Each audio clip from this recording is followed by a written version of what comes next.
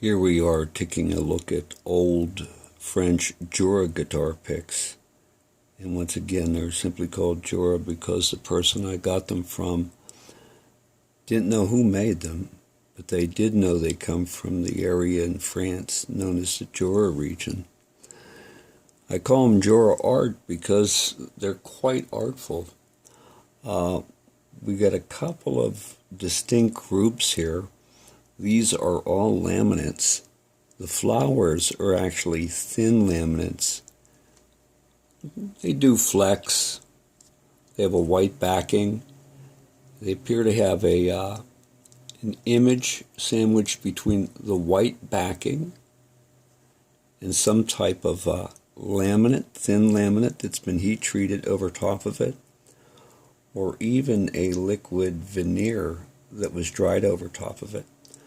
Now, the flowers are very distinct from the rest of these because the rest of these are also laminates, but they're very thick laminates, well over a millimeter, and they got a brilliant finish on them. As you can see that shine, where with the flowers it was a matte finish, and they are beveled, where with the flowers the edges are actually quite rough.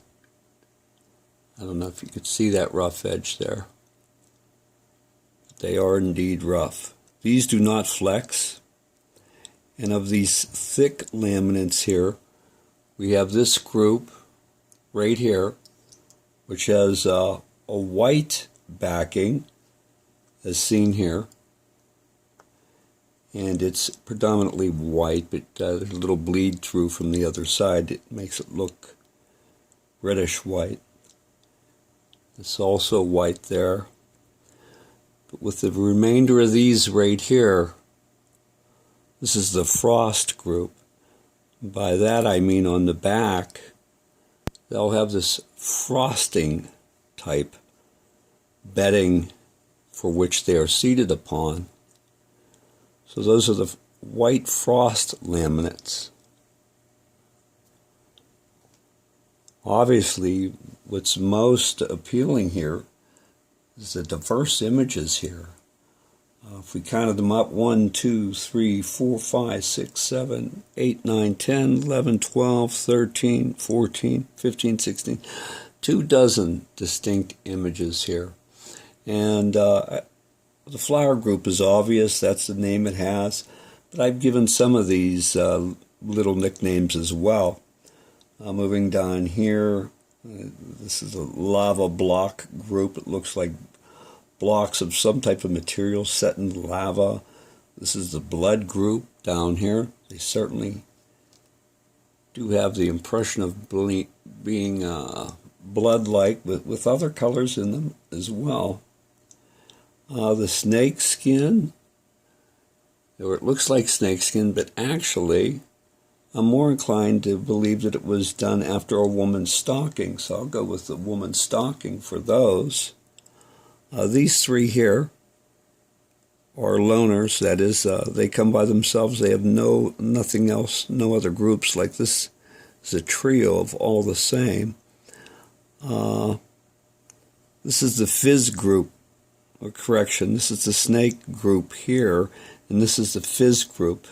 So if you take a look at the snake group, you could see there are snakeskin-like images embedded with that. And there's a couple variations here. We just saw that one. There's that one, a lighter color, and even still, this one, lighter color. So I'm going to do some variations in lighting and close-ups here. Some exquisite art. This fish pick here actually looks like it has an eye. You could see that. How exquisite, huh? And we have this piece here. Some of these look as though Picasso could have done them, as though they were some form of modern art in some way. So out of the fizz group down here, We've got Aqua Fizz, Root Beer Fizz, Blueberry Fizz, and Raspberry Fizz. Those little affectionate names should actually reflect what they look like, and it's good to have some common usage surrounding the names in the event we want to get into a discussion about them. We all are on the same page in what we're talking about. So we're going to continue to take a look at some more laminates of the Jura variety here. So bear with me while I change positions on these displays.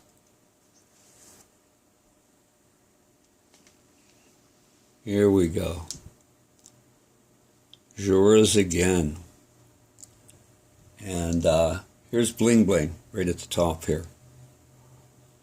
Obvious reasons why that would be called Bling Bling. Now, the way these are different is this group here on the left side, from here up, from here down, those are all black laminates.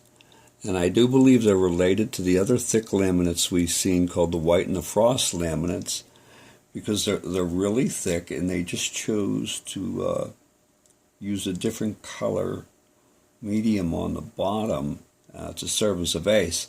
And I do believe that the bottom was intended as a base over which they overlaid some type of printed material, printed fabric, and put a top coat down, very thin veneer at the top, and then either heat treated that, or did it in some other method I'm not familiar with. There are several variations on these picks too. You can see these two seem to have something in common in terms of color, but not in pattern really. And these two do not have something in terms of color, but in terms of pattern. It is the same pattern. And I know that's a little blurry, but we're going to be doing some close-ups of the Jura Art Series too, because they are so exquisite and beautiful. Moving over to this group, some of these I actually consider the gumdrop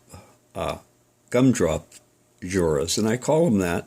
They don't have a laminate on the back, but the beveling is different on either side. Very thick again, no back.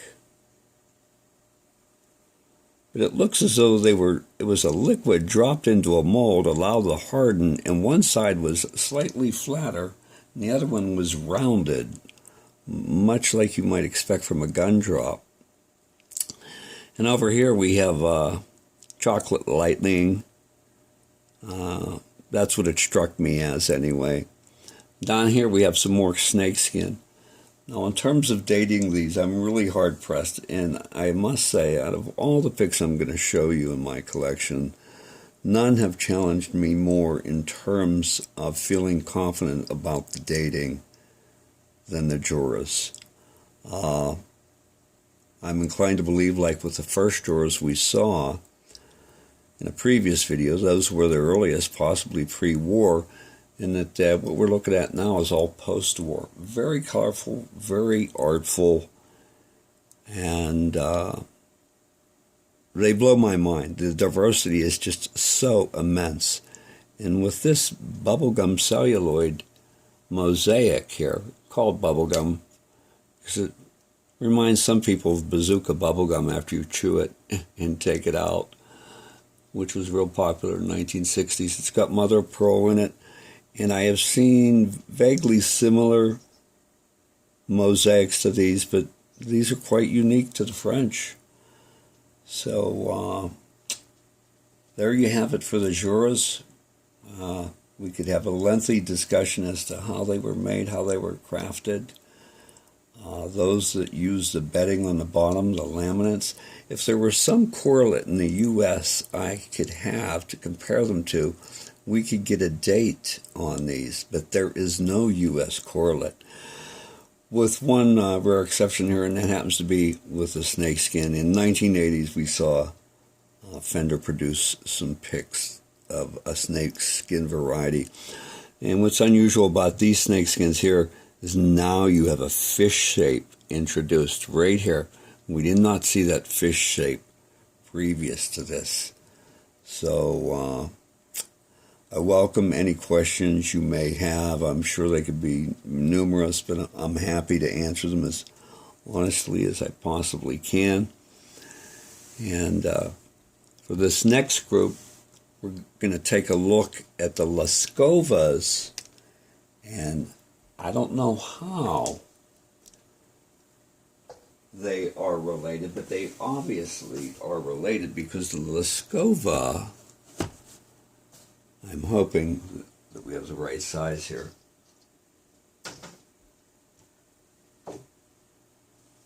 The Liskovas are in the same shapes as the Juras. Let's see if this works. Looks like that's going to work. So there's the Liskovas. Someone on a French blog said they were from the 1980s. I go along with that, or even the 70s. The print style actually reminds me of something much earlier. And here we have the snakeskin that we saw in the unmarked group of Juras. Why you would have a Slovakian or a Lithuanian Soviet name in being so popular in France, I have no idea. I could find no information on it on the internet. But as I previously mentioned,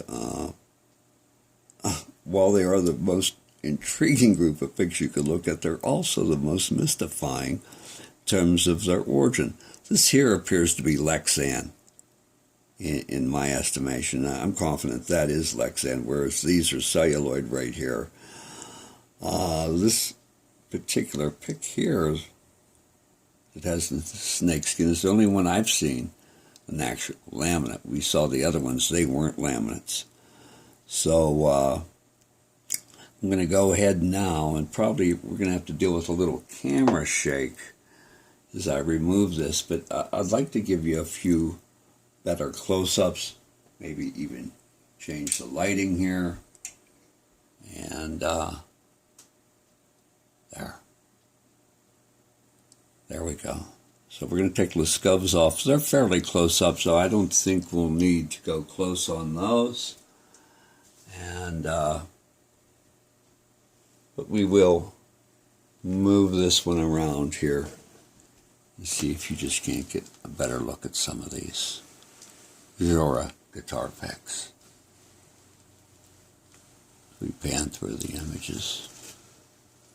Feel free to pause if you want to take a closer look at something. And in the next video, if I do a next one on the Juras, it's going to be close-ups. We have that chocolate lightning group. Isn't that incredible? Wow, look at those. Okay, let's do a close-up on the other one now.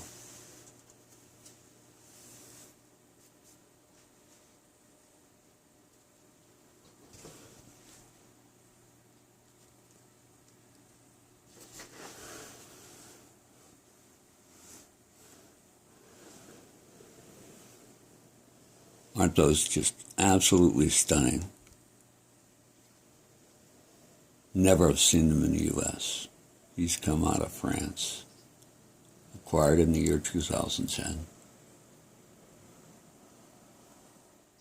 Okay, there we have it for Jura art and how they are related to Liskova in terms of shape, material. We'll talk to you soon. Thank you.